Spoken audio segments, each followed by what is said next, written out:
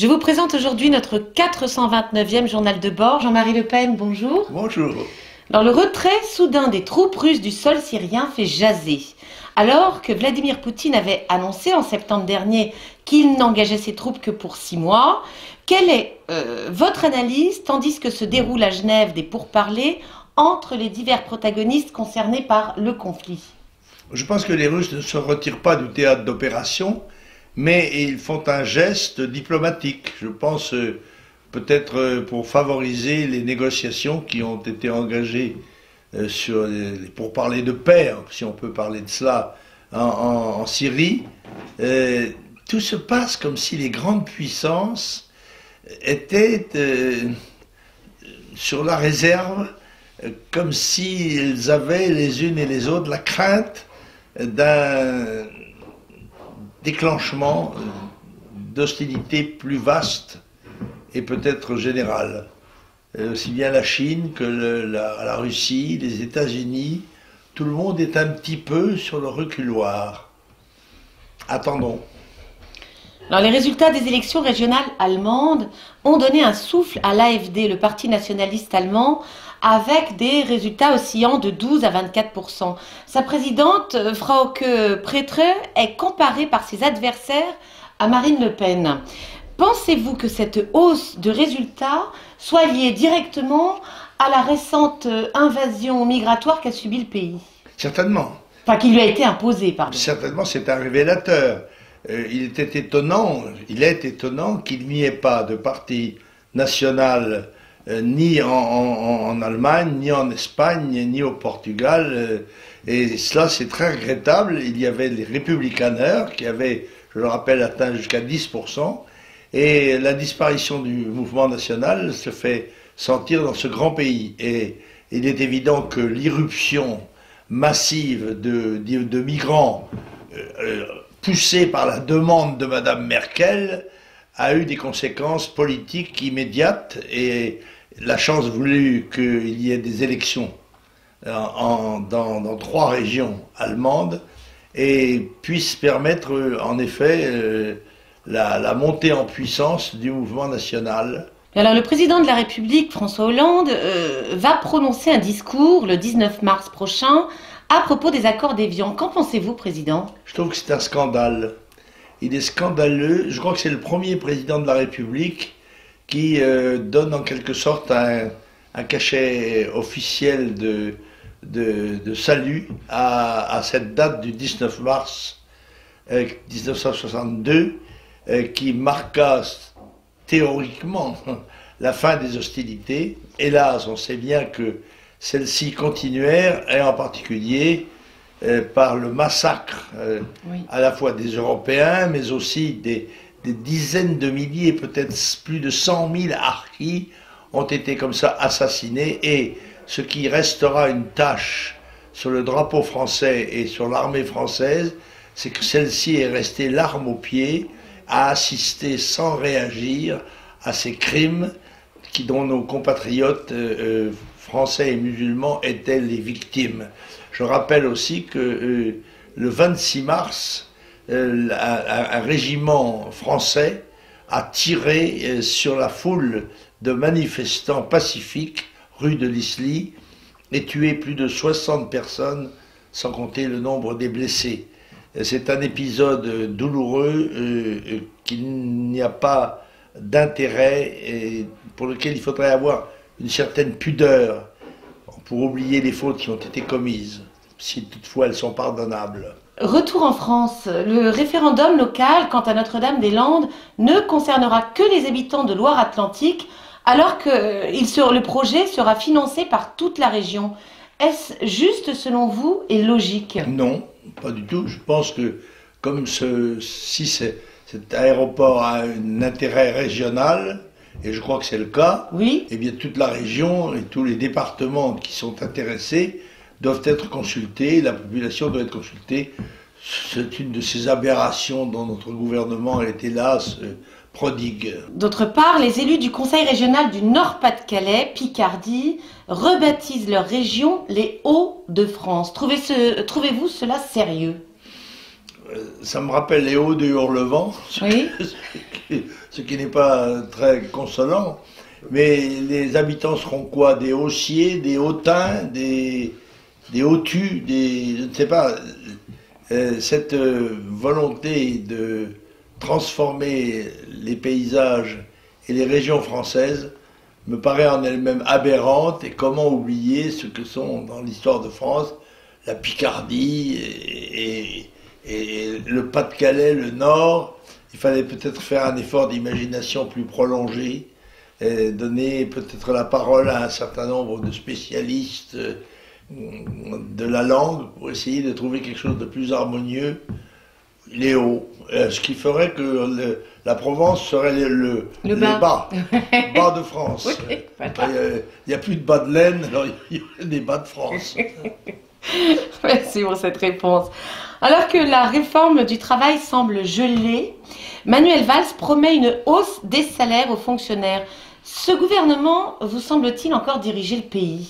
Écoutez, c'est un petit tube comme une vieille femme saoule. On avance, on recule, ça s'appelait la raspa, je crois, cette danse où on avançait, où on reculait. Et je crois qu'il recule plus qu'il n'avance d'ailleurs. À la vérité, il apparaît clairement que les structures de l'établissement français se refuseront à toute à toute réforme, quelle qu'elle soit. Tout le monde est pour le changement à condition que ce soit les autres qui le subissent. Oui.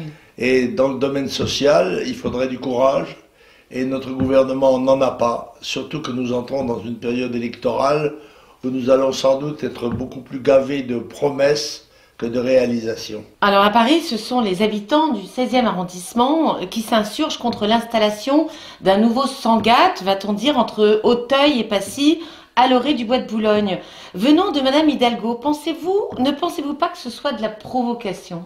Oui, il y a certainement la volonté comment dirais-je, de braver le bourgeois du 16e, mais je crois aussi à la nécessité de préserver les beautés du paysage de l'Ouest parisien, parce qu'elles sont la propriété de tous les Français, de tous les Parisiens, et qu'il ne faut pas gâter pour de basses raisons électoralistes le paysage de cette région, de cette partie de Paris, uniquement pour essayer de sauver M. Hollande de l'échec qui le menace. Le projet de réforme constitutionnelle, quant à la déchéance de nationalité, qui a d'ores et déjà été voté à l'Assemblée, se voit revu et réécrit ces jours-ci, aujourd'hui même d'ailleurs au Sénat. Pensez-vous qu'il passera sérieusement? Écoutez, je crois que les Français ne savaient plus qu'il y avait un débat sur ce sujet. Oui, parce qu'en effet, il a été voté la semaine dernière en douce, en catimini. Mais l'actualité n'est même plus hebdomadaire, elle est quotidienne de telle façon que on ne se souvient plus 3 jours après de ce qui s'est passé au début de la semaine. Bon, ce projet était absolument inutile selon moi, cette déchéance de la nationalité n'a absolument aucun sens. Par conséquent, que ça se termine dans les sables mouvants du Sénat, je ne vois que de bonnes raisons à cela. 2 nouveaux candidats à la présidentielle 2017, Delphine Batho et Nicolas Dupont-Aignan. Alors, compteront-ils sur l'échiquier du scrutin selon vous, et à quel niveau, à quel stade? Et je pense que le président de la République va prendre des mesures radicales dans ce domaine. Et je pense que s'il veut être le candidat de la gauche, indiscuté, le candidat indiscuté de la gauche, il n'a qu'une méthode, c'est de passer le nombre des parrains nécessaires de 500 à 1000. Il se débarrassera ainsi de ses concurrents de gauche et d'un certain nombre d'autres qui sont parfaitement superfétatoires. Il y aura probablement 3 candidats qui pourront rester en liste, 3 ou 4 à la limite, ce qui me paraît convenable. Le reste me paraît être une comédie qui n'est pas flatteuse pour l'esprit public français. Alors la grande affaire de la semaine qui secoue les esprits, la pédophilie au sein de l'Église catholique. Manuel Valls même y a mis son grain de sel.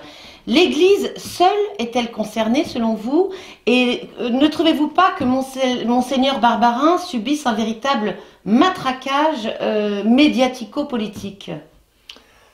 L'abaissement des règles morales est une constante d'une société décadente. Et je crois que la pédophilie, qui a trouvé ses lettres de noblesse,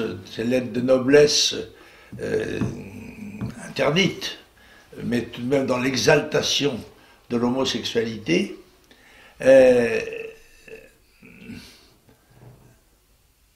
met en cause toutes les professions qui approchent l'enfance et la jeunesse.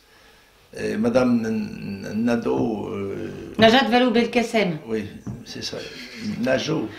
Najat Vallaud-Belkacem. Oui, c'est ça. Belkacem. Belkacem, je me souviens mieux.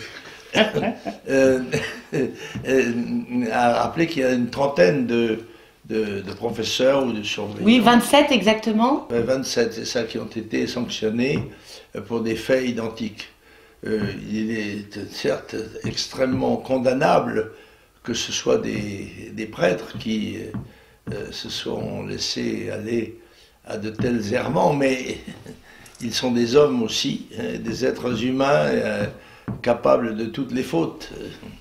Et s'ils ont été protégés, fût-ce par le silence des autorités, ceci est blâmable. Je ne suis pas sûr qu'on ne fasse pas à M. Barbarin un procès d'Allemand et que l'affaire soit médiatisée de telle sorte qu'elle puisse toucher l'ensemble des catholiques ou des chrétiens comme s'ils étaient complices des agissements de certains d'entre eux.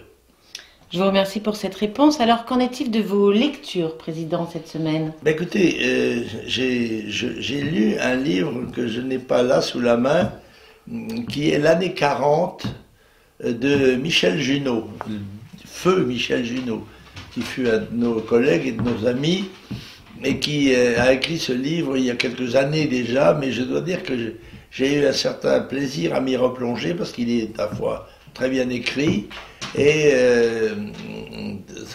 même de temps en temps, il n'est pas mauvais qu'on nous rafraîchisse la mémoire sur les réalités de ce que fut cet écroulement de notre pays lors de la bataille lancée par l'armée allemande. En quelques semaines, je le rappelle, l'armée française et l'armée anglaise ont été mises à bas, et les événements qui ont suivi ont largement marqué notre histoire et continuent de la marquer encore. Encore conviendrait-il que ce soit sur des réalités, sur des vérités, et non pas sur des fantasmes et des mensonges. Et j'ai reçu aussi, alors là, parce que c'est le salon du livre, un livre que je n'ai pas encore lu, puisque je viens de le recevoir ce matin, qui est Daesh, l'histoire. Daesh, l'histoire, c'est de Roger Le Sommier, et je vais bien sûr le lire, parce que il est extrêmement intéressant de savoir quelles sont les origines de ce mouvement qui se veut conquérant dans le monde et adversaire résolu de notre monde à la fois occidental et chrétien. Je crois qu'il faut lire beaucoup, mais a-t-on le temps de lire encore aujourd'hui? Je ne suis pas sûr. La nuit. Il sort beaucoup de livres et on me dit que les gens ne lisent plus. Alors comment font les éditeurs pour survivre? Alors sur ces bonnes paroles, je vous remercie infiniment, cher Président. Nous nous retrouvons la semaine prochaine.